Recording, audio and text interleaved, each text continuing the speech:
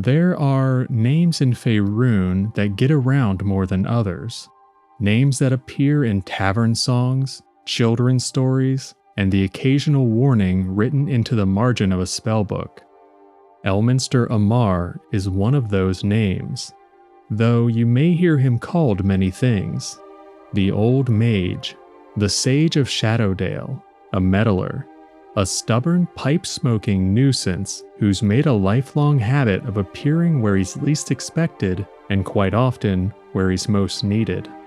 If you spend enough time studying the realms, sooner or later you'll come across him, sometimes directly, sometimes in the aftermath of something he planned, and sometimes in the form of a footnote that begins with, "According to Elminster." So today's questions are as follows. Who is Elminster Aumar? What role does he play in the realms? And why, after all these centuries, do so many powerful people still get nervous when they hear they've caught his attention? Alright everyone, let's get started. And just to preface, this isn't going to be a comprehensive account of every road Elminster has walked, every spell he's ever cast, or every kingdom he's saved. If we tried to do that, we'd be here until the candles burned out, and half of you started trying to polymorph your way out of here. Though if you do have any interest in that, leave me a comment. It would be a large undertaking, but if there's some interest, I might be willing to give it a shot. However, today we're looking at the broader question. We're asking who Elminster is in the context of these realms. Because he isn't just an old wizard with a famous name. Faerûn has plenty of old wizards. Some of them are even tolerable in conversation, though it's more rare than you might think. But Elminster is something stranger than that. He's a survivor from another age, a servant of Mystra, a keeper of lore, a teacher and a trickster when it suits him, and perhaps most importantly, a man who spent centuries learning when to act directly and when to recruit someone else instead. So open your books if you like, though I warn you, the best accounts of Elminster tend to contradict each other in small but irritating ways, which is usually a good sign that Elminster was involved. Let's begin with the simplest version. Elminster Aumar is maybe the most famous wizard in Faerûn. I don't think anyone is going to argue with that. He's known from the Sword Coast all the way over to Thay, from the old halls of learning to taverns where the storyteller hasn't ever even seen a wizard. He's most closely associated with Shadowdale, a modest place in the Dale lands that has become famous for attracting trouble far beyond what one might expect. And it was there that Elminster became known as the Sage of Shadowdale. Now, I think that title is quite telling. It's not some grandiose name. The Sage of Shadowdale. There's a plainness to it, and I think that suits him, because for all the great power surrounding his name, Elminster has never been some tower-bound archmage staring down at the world from a safe distance. He's tied to places, and to the humble people who never appear in history books, but still matter. That's one reason his reputation is so odd. To common folk, he may be the old mage who appears in stories, smokes his pipe, says something cryptic, then vanishes before anyone can ask a follow-up question. To kings, he may be an unsettling presence, because he's seen kingdoms rise, become arrogant, and fall into dust. To wizards, he's an inspiration. And to the enemies of the realms, Elminster is an old man who has had far too many years to prepare, which for them is hardly comforting. Now, one mistake people make with Elminster is assuming he was always as he is now. The beard, the pipe, the knowing look. But Elminster wasn't born into wisdom. He was born in Athelantar in the year 212 DR, a kingdom that no longer stands as it once did, and would eventually fall to an orc horde. Which is interesting, because Elminster's story begins not with a boy discovering he's destined for greatness, but with loss. losing his parents after his village was decimated, leaving him the sole survivor. His early life was marked by violence, upheaval, and the cruelty of those who misused magic for power. And that would stay with him for a long time. Because if you want to understand Elminster, you need to understand that he didn't come to magic as a youth reaching for power. He came to it through pain, through anger, through a world that showed him what powerful people could do when no one stood in their way. And for a time, that shaped him. Of course it did. In fact, he nearly swore off magic entirely in his youth because of the poor example exhibited by those in power. See, we like to imagine great sages as if they stepped fully formed from a library shelf, already wise and already above the messy emotions that trouble ordinary folk, which is absurd. Honestly, most wisdom is scar tissue. Elminster had to grow into the man he became. He had to be taught, challenged, humbled, and redirected. And one of the great turning points in that life was when he met Mystra. Now then, Mystra, mother of all magic, and the goddess whose existence is bound to the weave itself. And Elminster became one of her chosen in the year 240 DR, shortly after defeating the evil mage lords of his hometown of Athelantar. Now, of course, there's a whole story behind this, but again, we're painting in broad strokes today. However, chosen of Mystra, that phrase gets thrown around often enough that people sometimes forget how extraordinary it is. I wouldn't liken it to a priest and their god, though there are similarities. But to be a chosen of Mystra is to be made part of something vast, a living servant of magic's balance, survival, and existence in the world, and everything from Elminster's power to his purpose are all bound up in that relationship. But here's where we should probably be careful. Being chosen by a goddess doesn't turn a person into some shining paragon that always knows the correct answer. If anything, it makes their life more complicated. Mystra's chosen are expected to preserve magic, to defend the weave, to oppose threats that might unmake or corrupt it, and to act in ways that may only make sense when seen across centuries. And the last part is where many people start to dislike them, because when someone like Elminster gets involved, he's rarely thinking about just the next hour or two. He's thinking about the next year, the next generation, the next disaster that hasn't yet introduced itself. And from the outside, it can look like manipulation. Sometimes, to be fair, it is manipulation, but I wouldn't say it's malicious in any way. Elminster is a believer in giving the realms a chance to save itself.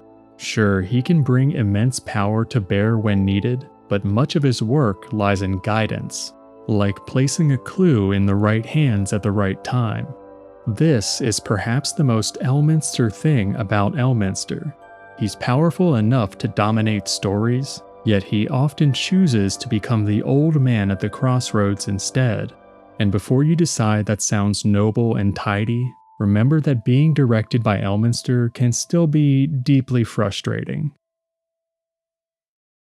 Now, yes, Elminster is a wizard, and a tremendously powerful one. An archmage of the sort that makes lesser spellcasters suddenly feel very humble. But if you reduce him to spellcasting, you kinda miss half the point. Elminster is a sage, which means knowledge is just as important to him as magic. He knows histories that most kingdoms have forgotten. He knows names that haven't been spoken in centuries. He knows everything from dead languages to which innkeepers in which towns can be trusted. And I wouldn't underestimate that last category. In adventuring, it comes up more often than you think. Elminster's true power isn't merely that he can cast mighty spells. It's that he usually understands what's happening before anyone else in the room has realized what's even going on. He's kind of a collector of patterns, if you will. He sees how a cult in one region, a missing noble in another, and a strange magical disturbance might all be pieces of the same larger conspiracy. And because he's lived so long, he has the advantage of memory, for better or worse. And this is personal memory. He doesn't merely know that an empire fell because he read it in a book. He knows who sent the warning, who ignored that warning, who profited from the fall, and which surviving descendant is about to make the same mistake. This is why sages matter. After all, a sword can save your life in the streets. A spell can reinforce a city wall. But knowledge can keep the city from needing to be saved in the first place. Elminster understands that, and he's spent centuries gathering and preserving knowledge that can oftentimes shape the realms. Though, if we're being honest, not everyone appreciates being shaped. This brings us to one of Elminster's less formal titles, that of the meddler. And yeah, he has earned it. Elminster has a long history of appearing in the affairs of others, sometimes with warning, sometimes with aid, and sometimes with a cryptic remark that only becomes useful after the danger has begun. But his meddling is not random. He doesn't wander the realms meddling for the joy of it. Well, not usually. Elminster intervenes because he knows that the realms are fragile, something that many people forget. Faerûn can seem vast and sturdy, but the realms have nearly ended many times, through tyranny, divine crisis, or magical catastrophe. Elminster has seen enough of these dangers to know that waiting for trouble to become obvious is often the same thing as arriving late. So he meddles, he advises, misdirects, and recruits. And when his subtler methods fail, he's still quite capable of reminding the world that old is not synonymous with harmless. This is what makes him difficult to categorize.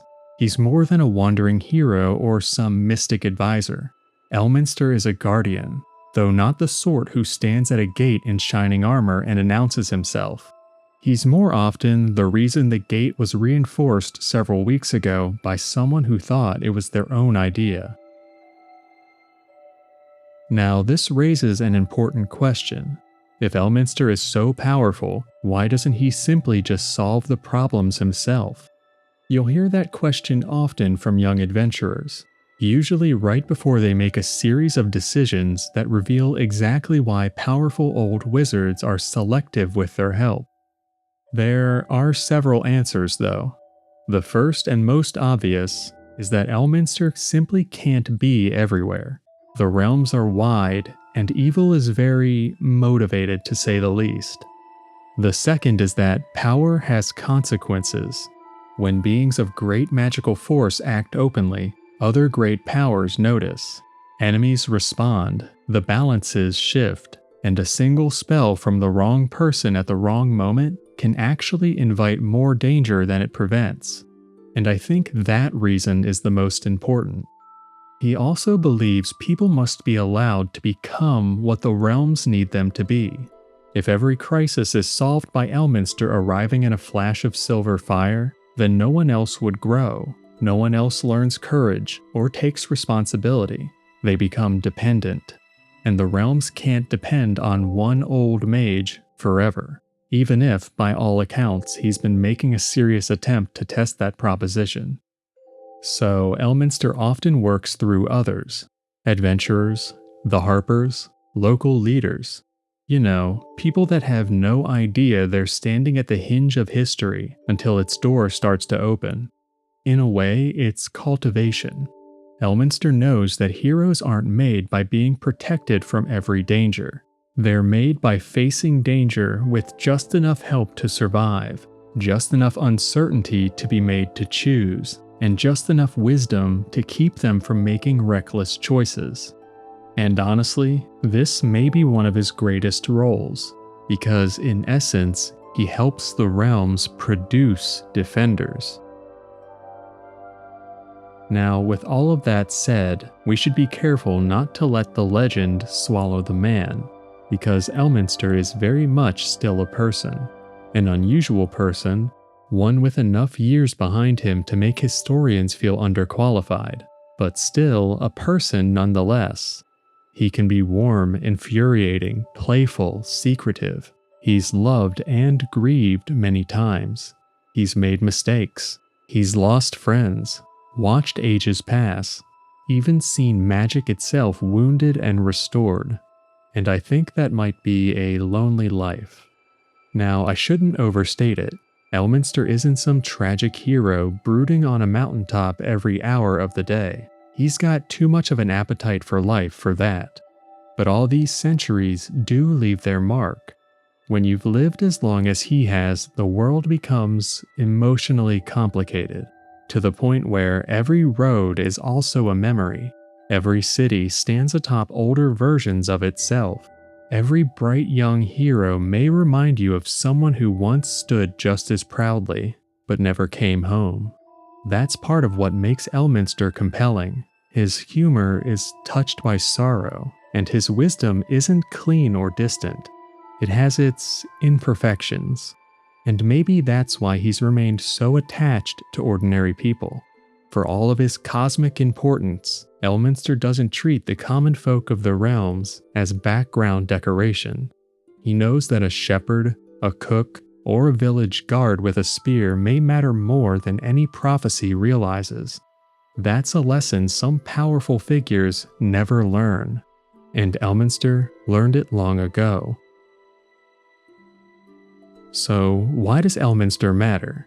Not only within the written histories, but why does he matter to the shape of Faerûn?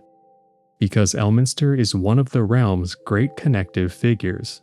He links the mortal and the divine through Mystra. He links the present to the past through memory.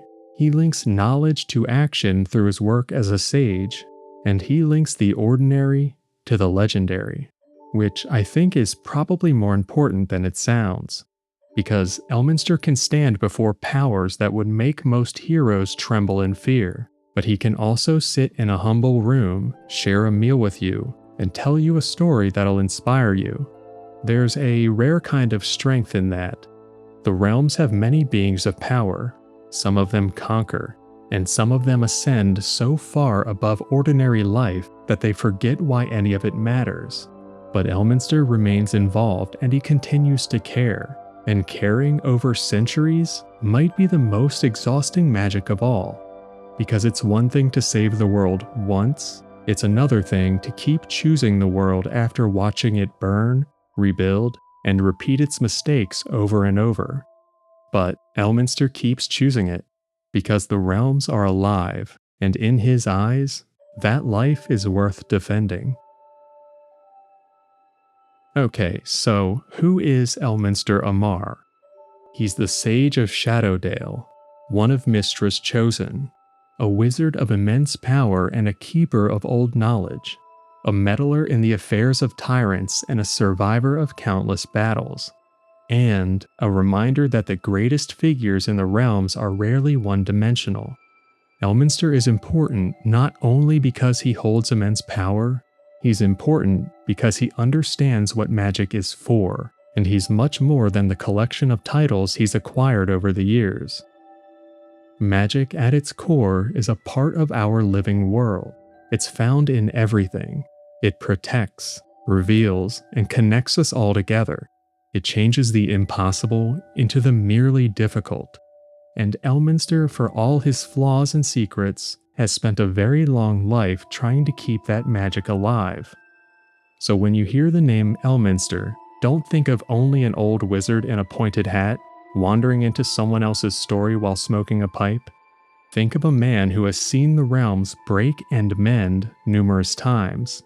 A man who has carried divine purpose without losing his humanity. A man who knows that sometimes the world is saved by great magic, and sometimes by making sure the right person hears the right story before stepping out onto the road. Thanks for listening. Alright everyone, that's the end of this one on Elminster. This was a tough one. It took me a good while to write this script. Also, I think I'm losing my voice at the very end here. If you can, leave a comment and hit that like button. Anyways, I'll see you for the next one. So be safe, take care, and happy trails.